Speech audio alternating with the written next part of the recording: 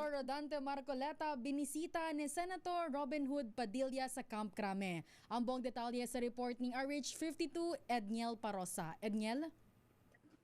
Right, Wina, binisita ni Senator Robin Hood Padilla ang kanyang kaalyado, si Senador Rodante Marcoleta, dito sa loob ng PNP General Hospital.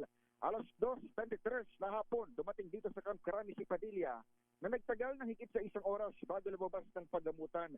Nangako man sa mga tauhan ng media na magbibigay ng pahayag, hindi na rin nagsalita pa. Senador Padilla at tuloy-tuloy na lumabas ng Camp Crame sakay ng kanyang sasakyan. Ginawa ni Padilla ang pagdalaw dali lamang makarang kumpirmahin din ng Criminal Investigation and Detection Group na naisilbi na ang panibagong arrest warrant laban kay Marcoleta.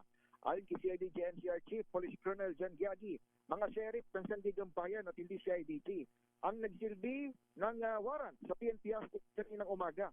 Ang warrant ay galing sa inisyo ng 4th Division ng Sandigan Bayan dahil sa mga paglabag sa Presidential Decree 46 o pagtanggap ng regalo ng isang government official.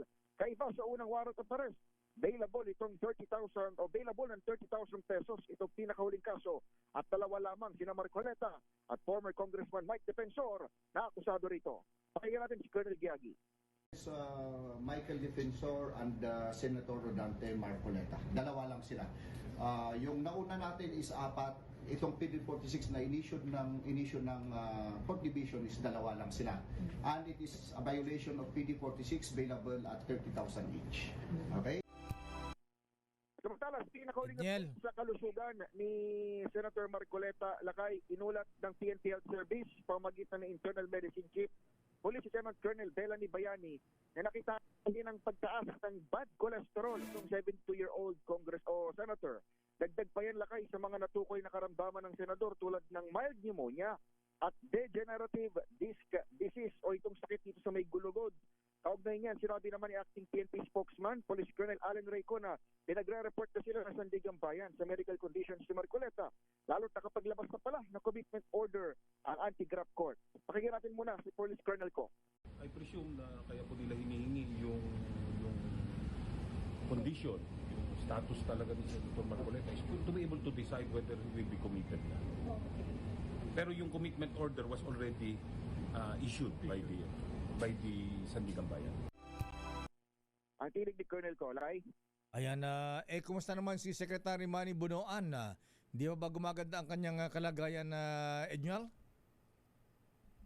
Lakay, kinonfirm ngayong araw din ni Police Lieutenant Colonel Belani Bayani ng PNP Health Service na ongoing pa rin, Lakay, yung paranatili ni Secretary o former Secretary Manny Bunoan dito mismo sa PNP General Hospital. Wala namang binanggit kung may mga interaction sila ni Senator Marcoleta kung gaano kalapit yung kanilang space sa isa't isa. Pero maugunitang dati ay inilabas na si Secretary Bunoan at dinala sa may private hospital dito sa Pasig City, sa The Medical City. Pero ibinalik din dito para sa ilang mga test.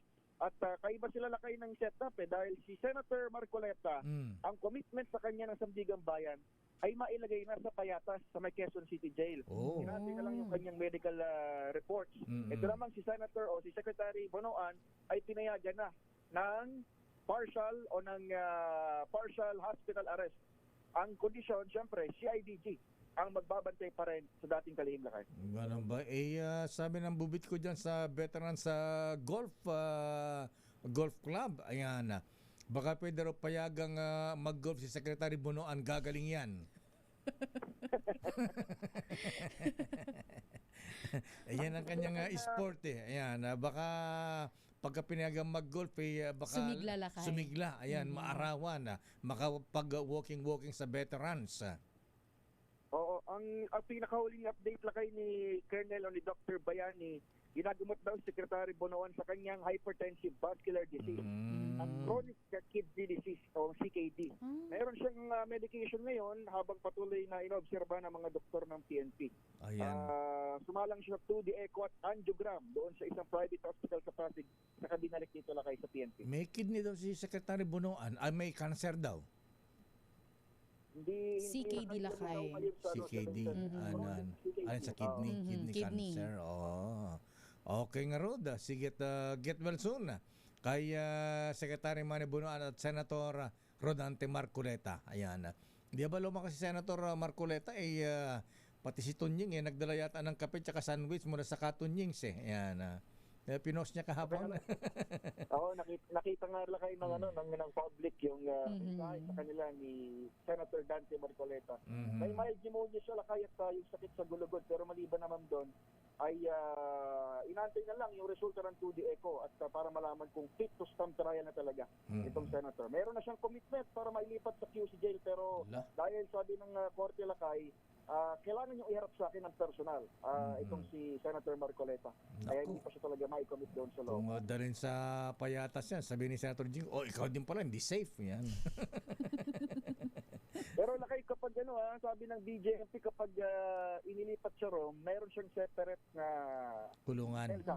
Dahil nga doon sa kanyang age plus 4B, sabi na yung mild pneumonia. Di ba pwede pagsamahin na lang yung tatlo para... Sinong tatlo, Lakay? Senator Bong, Senator Jinggoy, Senator Marcoleta, ayan, para tipid sa selda. Tsaka at least magkakwentuhan sila doon, medyo kampante sila.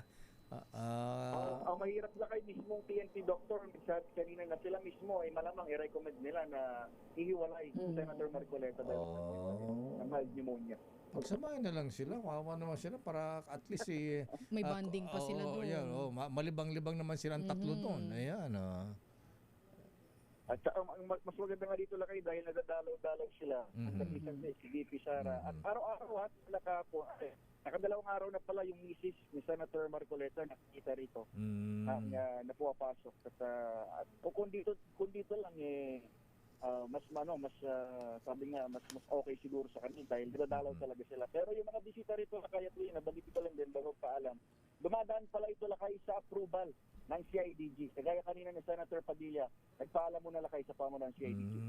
Ayan. Okay nga Rod, maraming salamat Edniel. Wala rito sa Campo Crame, ako si Edniel Parrosa, Laser H. Una sa Pilipinas, una sa Pilipino.